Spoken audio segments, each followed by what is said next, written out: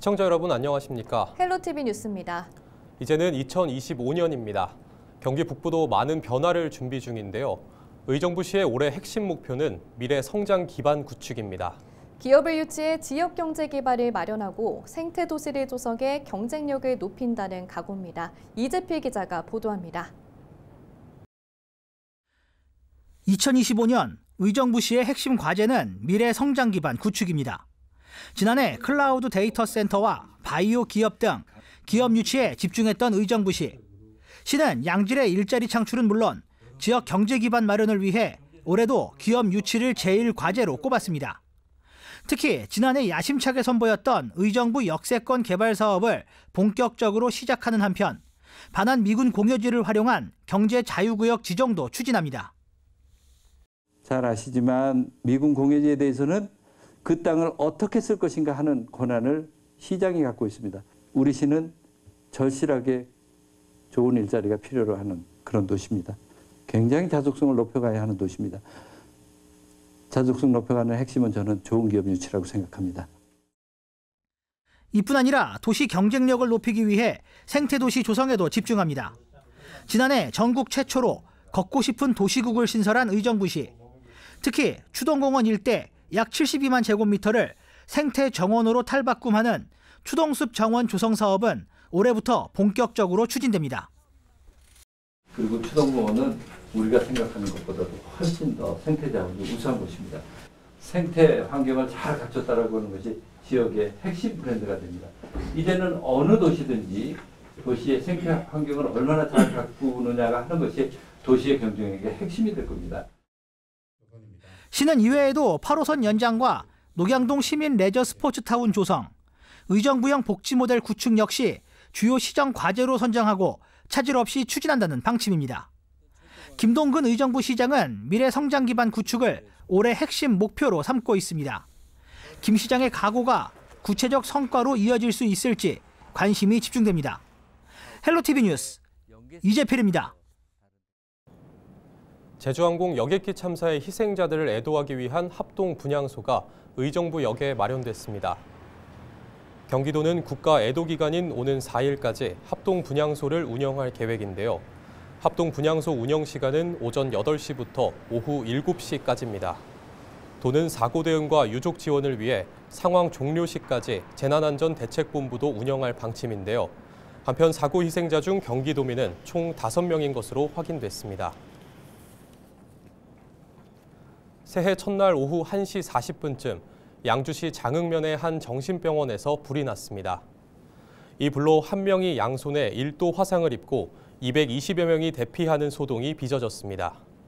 불은 병원 1층 직원 식당에서 시작된 것으로 확인됐으며 20여 분 만에 모두 꺼졌습니다. 소방당국은 정확한 화재 원인을 조사하고 있습니다. 의정부와 고향을 잇는 추억의 교외선 운행이 오는 11일 다시 시작됩니다. 경기도는 11일 오전 6시 첫 열차부터 교외선이 운행될 예정이라고 밝혔습니다. 교외선은 당초 지난해 말 재개통 예정이었지만 철도 파업 등의 여파로 시운전에 차질을 빚으면서 올해 개통으로 미뤄졌습니다. 열차는 객차 2량을 포함해 5량으로 하루 20회씩 운행되며 의정부와 송추, 장흥 등 6개 역에 정차할 예정입니다. 의정부시가 캠프 레드클라우드 내 기존 건축물 존치 계획을 국방부와 협의해 결정했다고 2일 밝혔습니다. 시는 지난해 7월 캠프 레드클라우드 기존 건축물 존치 계획안을 수립한 뒤 시의회와 시민들의 의견을 수렴했는데요. 이를 바탕으로 지난해 11월 존치 희망 건축물 결정안을 국방부에 제출했고 비오염 지역에 위치한 건축물 16개 동을 최종 존치하기로 결정했습니다. 존치되는 건축물은 사령관 사무실과 벙커 등 역사 문화적으로 가치 있는 시설들이라는 게 시의 설명인데요. 한편 시는 캠프 레드클라우드를 디자인 클러스터로 조성하는 사업을 추진하고 있습니다. 제주항공 여객기 참사로 유가족들은 물론 온 국민이 큰 충격과 슬픔에 빠졌는데요. 또다시 발생한 국가적 대형 참사 앞에서 불안감과 우울함을 호소하는 시민들이 늘고 있습니다. 이정화 기자입니다. 새해에도 합동 분향소로 향하는 발걸음이 이어지고 있습니다. 시민들은 애도하는 마음을 담아 국화꽃 한 송이를 바칩니다.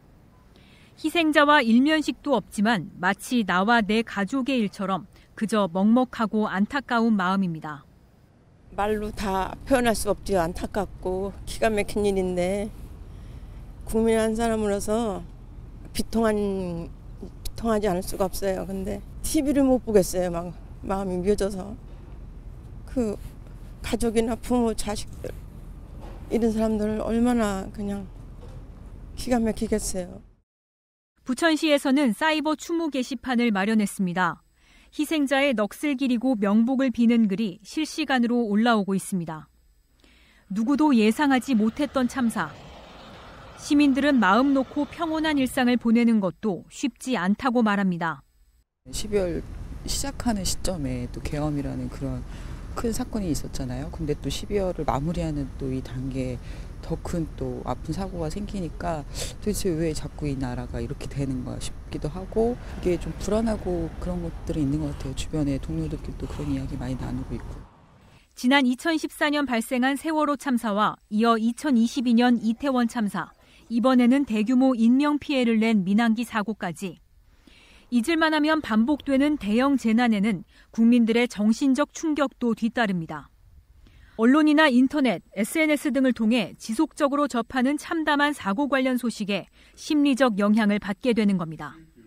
반복적으로 사고 장면이 떠오르거나 괴로운 꿈을 꾸고 그 사고가 다시 나에게 일어나는 것처럼 느끼는 그런 행동들이나 사고가 한 달 후에도 지속될 때는 이제 정신건강학과 전문의를 찾아서 치료를 받으셔야지 되고요. 참사 장면이 반복되는 뉴스 영상이라든가 미디어 영상은 좀 멀리 하시는 것이 좋겠습니다.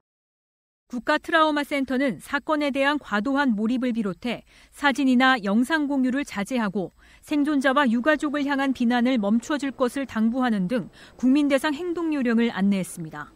헬로티비 뉴스 이정아입니다. 제주항공 여객기 참사 여파로 과도한 슬픔이나 불안, 우울 등 심리적 어려움을 겪는 국민들은 전문 심리 상담 서비스를 받을 수 있습니다. 행정안전부는 보건복지부 산하 국가 트라우마 센터에 통합 심리 지원단을 구성해 재난 경험자에 대한 심리 지원을 실시합니다. 공항에서는 국가 권역별 트라우마 센터가 대합실 심리 상담 공간을 운영하는 한편 마음 안심버스를 배치해 심리 지원 서비스를 제공합니다. 또 이번 사고로 마음이 힘든 국민은 누구든지 시도 재난심리회복지원센터에 방문하거나 1670-9512로 전화를 걸어 상담받을 수 있습니다. 정신건강 위기상담 전화인 1577-0199도 이용 가능하며 전국 주요 정신상담 기관 목록과 개별 연락처는 헬로티비 뉴스 홈페이지에서 확인할 수 있습니다.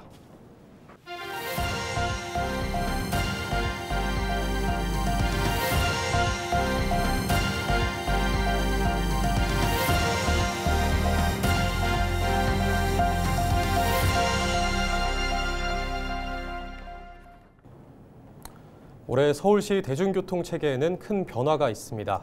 한강을 활용한 수산 대중교통이 운행을 앞두고 있는데요. 이세진 기자가 새해 달라지는 서울 교통정책들 살펴봤습니다. 흰색 바탕에 파란 문양의 선박. 지난해 처음 공개된 서울시 수상 대중교통 한강버스의 모습입니다. 한강버스는 오는 3월 첫 정식 운행을 앞두고 있습니다. 199인승 규모 선박은 마곡부터 잠실 사이 7개 선착장을 오가게 됩니다. 출퇴근길 급행 노선을 이용하면 잠실에서 여의도까지 한강 물길로 30분 정도면 갈 수 있습니다. 창밖의 한강을 바라보면서 출근길에 잠시 느껴보는 여유. 드디어 한강버스가 열어줄 서울의 새로운 라이프 스타일입니다.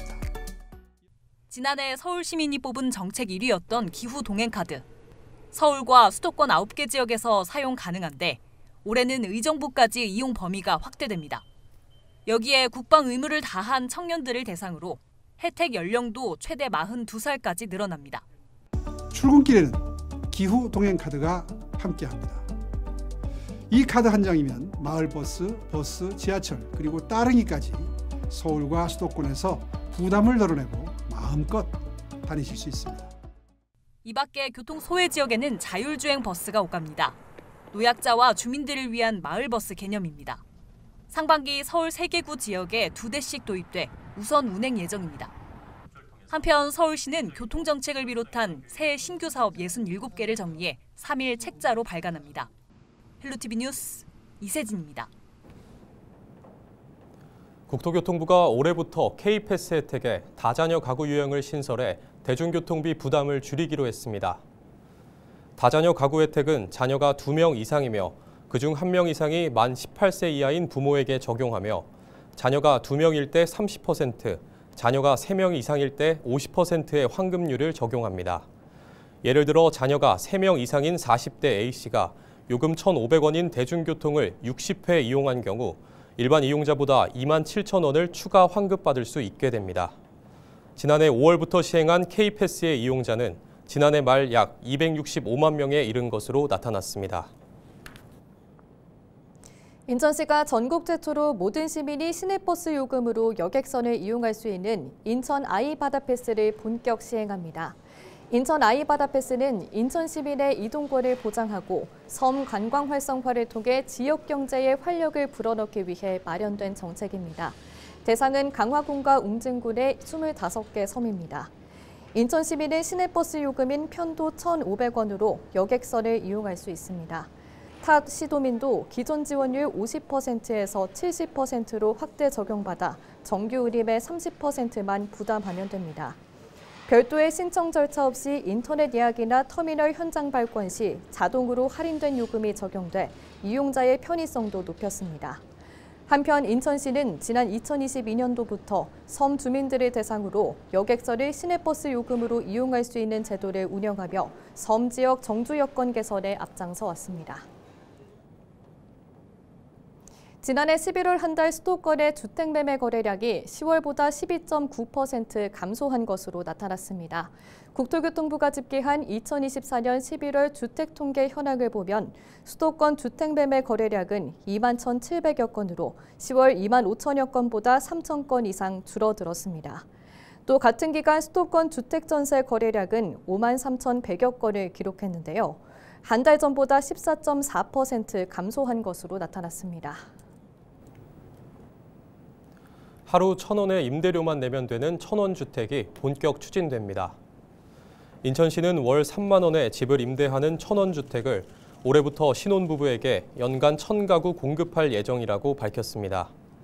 결혼 7년 이내의 신혼부부 또는 예비 신혼부부를 대상으로 최초 2년부터 최대 6년까지 지원합니다. 인천도시공사가 사들여 임대하는 매입 임대와 입주 희망자가 전용 85제곱미터 이하 시중주택을 선택하면 인천시가 전세 계약을 체결한 뒤 지원하는 전세 임대 2가지 방식으로 진행합니다. 인천 지역 민간주택 평균 월 임대료가 76만 원인 점을 고려할 때 1,000원 주택은 약 4% 수준의 비용으로 주거가 가능합니다. 시는 이를 통해 신혼부부의 주거비 부담을 획기적으로 줄이고 자녀 출산과 양육에 실질적인 도움이 될 것으로 기대하고 있습니다. 김동연 경기도지사가 지난 1일 평택항을 방문해 새해 첫 수출 현장을 함께 했습니다. 지난 1986년 국제무역항으로 개항한 평택항은 지난 1996년 국책항구로 선정되는 등 세계적 규모의 항만으로 성장했는데요. 항만 노동자들과 만난 김 지사는 올해는 대한민국 경제가 추락하느냐 재도약하느냐 중요한 계기가 되는 해라며 한국 경제가 재도약하는 계기를 만드는 데 힘을 모으자고 강조했습니다. 우리 경제의 회복 탄력성과 대한민국 국민의 잠재력을 믿습니다. 이와 같은 잠재력이 발휘될 수 있도록 빠른 시간 내에 정치적 불안정성의 제거 그리고 경제정책 틀의 대전환을 함께 이루어서 우리 한국 경제가 추락이 아니라 다시 한번 재도약하는 계기를 만드는 데 힘을 보태도록 해야 되겠습니다.